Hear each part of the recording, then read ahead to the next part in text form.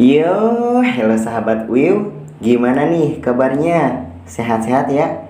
Nah, daripada bingung, bengong, galau, langsung aja lah ya nonton alur cerita film nih.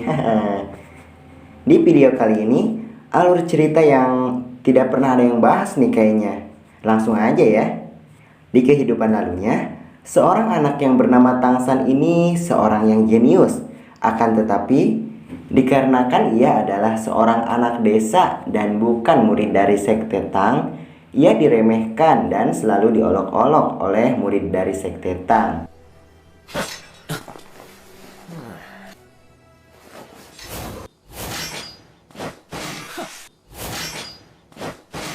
域外的弟子竟敢偷窥内门修炼，给我教训他！Suatu hari, Tangsan menemui salah satu tetua di sekte tersebut yang bertujuan untuk belajar tentang rahasia skill sekte tersebut. Namun si tetua ini malah memarahinya dan bahkan murid sekte tersebut tidak ada yang berani masuk ke sana, apalagi belajar tentang itu. Tangsan pun langsung diusirnya dan malah mau dilaporkannya. 我再心存妄念。 Tangsan yang frustasi itu tidak berpikir panjang. Ia langsung pergi menyusup ke dalam sekte tersebut untuk belajar skill rahasia, yang dimana di dalamnya dijaga sangat ketat. Di lantai pertama dijaga beberapa senior sekte tersebut, dan di lantai kedua dijaga oleh 3 tetua.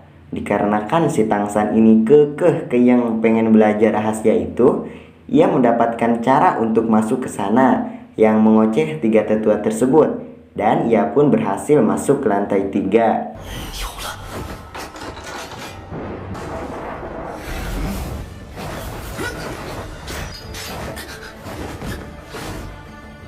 Nah, buat para pecinta Soulen, kalian sekarang tahu ya kenapa Tangsan punya beberapa senjata tersembunyi yang sangat ampuh, mata Rinnegan, dan ingatan yang sangat kuat.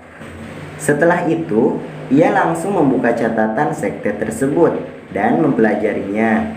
Singkat cerita, ketika sedang membaca itu, ia kedatangan seseorang yang membuatnya kaget. Dan ternyata orang tersebut adalah pemimpin sekte tersebut. Di sini gua kira si Tangsan mau dibunuh ya.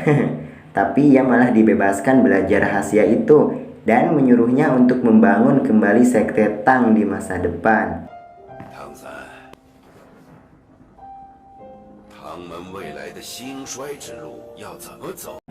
Keesokan harinya, Tangsan diburu dan dikejar oleh beberapa tetua yang mengetahuinya menyusup. Dan dikarenakan ia telah belajar teknik dari sekte tersebut, ia bisa menghindari semua serangan para tetua.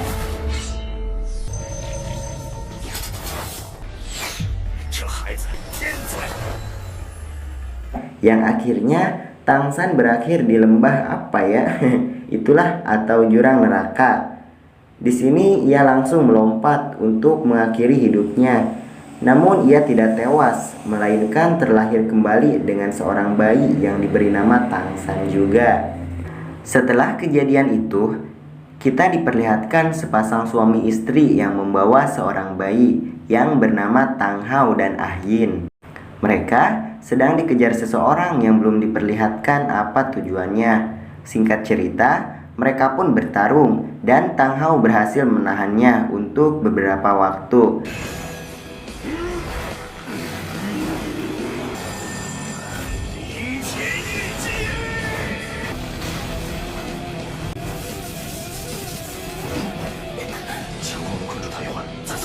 Mereka pun segera berlari kembali. Namun, seseorang yang bernama Krisan dulu datang dan menyerang mereka. Tapi Tang Hao berhasil menghentikannya.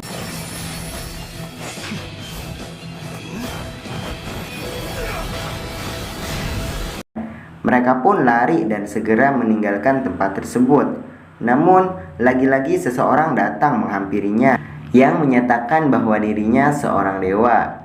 Tang Hao yang menyadari itu langsung menyembunyikan istrinya dan ia langsung menghadapi orang tersebut.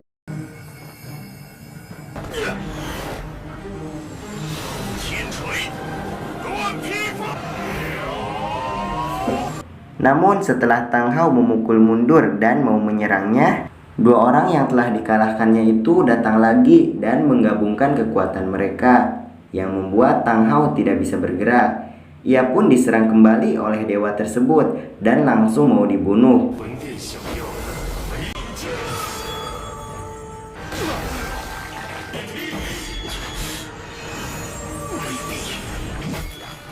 Akan tetapi, Ah Yin kembali datang dan ia mengorbankan jiwanya untuk Tang Hao dan memberikan cincin jiwanya karena ia merupakan roh binatang buas 100.000 tahun. 阿银自知绝无可能从武魂殿手中生还，但在认命之前，我还想和你们做个。你要我一起使用献祭，却不知道你自己将永远活一阴命呀！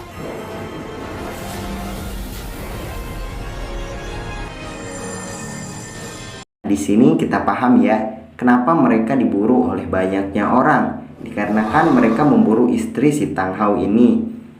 Setelah kejadian tersebut, Tang San tumbuh menjadi seorang anak yang jenius dan berbakti kepada ayahnya. 12 tahun berlalu, Tang San yang tengah berburu roh binatang buas tidak sadarkan diri. Lalu ia mendadak kembali ke sekte Tangnya dan bertemu para tetua.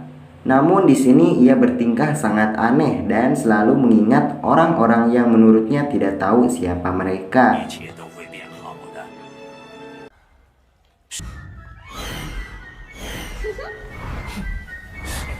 Di sore harinya, seorang murid sekte tersebut datang dan menghampirinya dengan menyebutnya saudara San. Namun Tang San malah meminta dipanggil kakak San. Dan setelah kejadian itu, ia mengingat semuanya. Lalu ia kembali ke jurang neraka dan ia langsung melompat sampai akhirnya ia kembali ke Tang San di masa depan.